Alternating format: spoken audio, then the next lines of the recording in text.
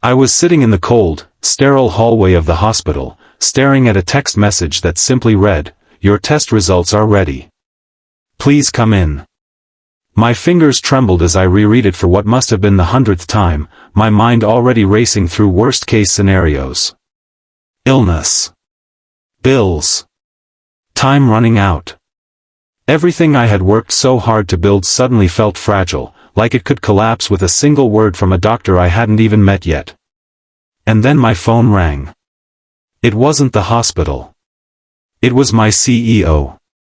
If you believe in kindness, second chances, and the unexpected ways life tests us before it changes us, take a moment right now to like, comment, share, and subscribe to The Kindness Chronicles.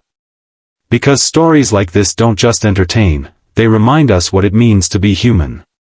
I almost didn't answer the call. In fact, I remember staring at the screen, debating whether anything in the world could matter more than the news I was about to receive. But something about the persistence of the ringing, the way it cut through the silence of that hallway, made me swipe my thumb across the screen. Her voice came through immediately, sharp but strangely unsteady, nothing like the composed, commanding tone everyone in the company was used to. She didn't greet me. She didn't ask where I was. She simply said words that made absolutely no sense. "I need you to pretend you're my husband." For a moment, I thought I had misheard her. My brain, already overloaded with fear and anxiety, struggled to process what she had just said. I asked her to repeat it, and when she did, slower this time, the weight of those words landed heavily on my already burdened chest. I didn't know whether to laugh, hang up, or question her sanity. But something in her voice stopped me. It wasn't desperation in the dramatic sense. It was quieter than that. It was the kind of desperation that hides behind pride, behind power, behind someone who has spent their entire life never needing help until suddenly they do. She told me where she was. A high-end restaurant downtown. A meeting with investors. A situation that had spiraled out of control. A lie she had told to secure a deal, one she could no longer maintain on her own. And for some reason, she had chosen me. I remember standing up from that hospital bench, my legs weak, my thoughts scattered. I should have said no. I should have stayed. I should have waited for my results, faced whatever truth was coming my way. But I didn't. Because in that moment, helping her felt easier than facing myself. The ride to the restaurant was a blur of passing lights and restless thoughts. I kept thinking about the irony of it all, how I was being pulled into someone else's crisis while my own life hung in uncertainty. I wondered if this was what denial felt like, this strange urge to escape reality by stepping into a role that wasn't mine. When I walked into that restaurant, everything felt surreal. The soft glow of chandeliers, the quiet hum of conversations, the clinking of glasses. It was a world so far removed from the sterile fear of the hospital that it almost felt like stepping into a different life. And then I saw her. She was sitting at a table near the window, her posture perfectly straight, her expression carefully composed. But her eyes betrayed her. There was tension there, fear even, hidden beneath layers of confidence she had mastered over the years. When she looked up and saw me, something changed. Relief. Not dramatic. Not overwhelming. Just a subtle softening, like someone had finally exhaled after holding their breath for too long. What followed was a performance I never could have prepared for. I became someone I wasn't, stepping into a role that demanded confidence, familiarity, and a connection that didn't exist. I sat beside her, introduced myself as her husband, and played along with a story that had clearly been building long before I arrived. At first, it felt absurd. But as the evening went on, something unexpected happened. It started to feel real. Not the lie itself, but the emotions beneath it. The way she glanced at me when she thought no one was looking. The subtle tension in her hands when the conversation shifted. The silent signals we began to exchange, learning each other's rhythms in real time as if we had known each other for years. I began to see a side of her I had never imagined. At work, she was untouchable. Sharp, decisive, intimidating.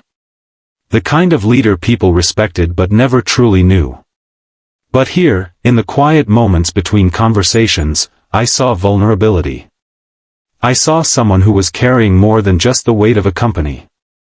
I saw someone who was tired. By the end of the dinner, the investors were convinced.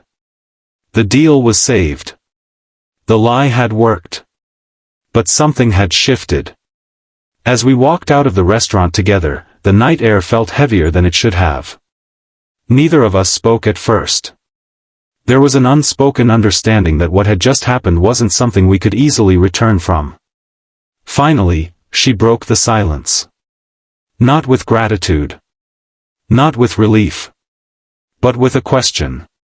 Why did you come? I didn't have a clear answer.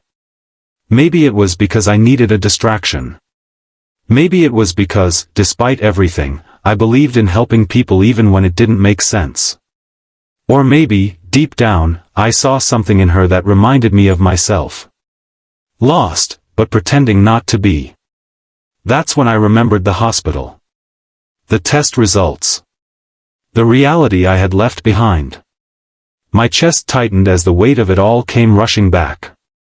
I told her everything. The message. The fear. The uncertainty that had been sitting in my chest like a ticking clock. For the first time since I had known her, she didn't have a solution. She didn't try to fix it. She didn't offer advice. She simply stayed. And sometimes, that's more powerful than anything else. The next morning, she insisted on coming with me to the hospital. I tried to argue, to tell her it wasn't necessary, but she didn't listen. And for once, I didn't push back.